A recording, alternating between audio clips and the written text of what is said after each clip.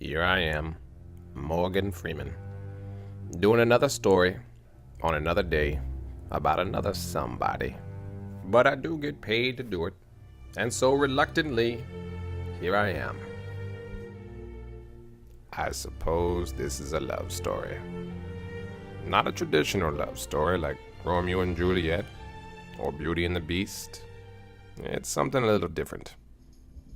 And it stars Don Jonathan Webb and Ashleigh Corrin Carter.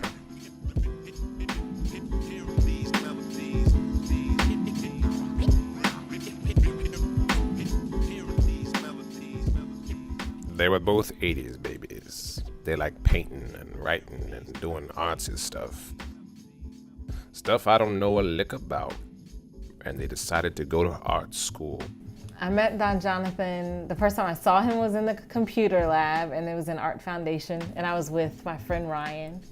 And he had left his Facebook up, and Ryan, being the bold person she was, kind of wrote on his page like, "Hey kid, don't leave your Facebook up." And that's kind of how we all connected. That was the moment. And then I saw him in Art Foundation one night. I think he had a nighttime drawing class. And that was my first time seeing him. So it was kind of fun to be like, "Oh, hey, like we've been talking." I thought he was hilarious. I think he had an infectious personality, kind of someone where like his energy kind of rubbed off on you, or at least on me. And it was just really comfortable. It was very comfortable and natural. And I think I was very drawn to that. Ashleigh had a really great sense of self. She was really confident, but she was also laid back, really calm, really chill. And she was, if not the best, one of the best artists I'd ever seen in my life. Her work was constantly on the walls of Art Foundation, and I found myself being like, who is this really cute girl whose work keeps going up? Well, the thing that stood out to me the most were his videos, and I think he'd make his own videos, and I thought, those were really funny, but they were also smart. It was very soon that I realized, I really get along with this girl very well. We clicked. And I remember being in the beginning being like, oh, this is gonna last that long, probably 3 months max or whatever. So we went past that point. Things kind of like faded off and we did our own thing. We always had the same group of friends, so we were always kind of connected, and every once in a while we'd hang out in those few years between freshman year and senior year. When in reality, she broke that boy's heart. It's still hard. Broke up with him. He was nothing. He was reduced to crumbs at the bottom of a toaster oven. For years, they called him Toaster Boy. But that's how life has it sometimes. And for a few years, they took time apart until, at the end of their senior year in college, she moved across the street from him. Here we go. We're on Goshen Street in Richmond, Virginia. And this is 319. This is my old house. And that was my room right here. And then so this is where Don Jonathan lived. Don Jonathan is, for me,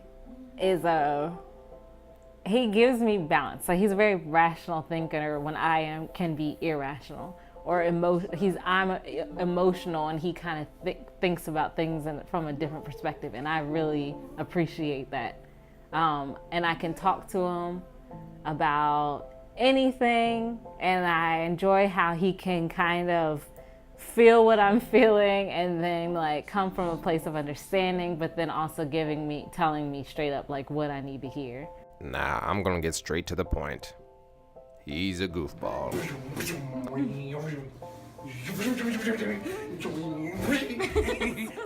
I mean a big goofball. That boy has no sense or no right to be marrying that beautiful angel they call Ashleigh Corrin. But luck was on his side, and one day in college he prayed for her. That's a true story. It's an imperfect world, and we ourselves are imperfect people. So for me, Ashleigh has been the friend to talk things through and be there with me to fight through change or fight for my best self and fight for her best self.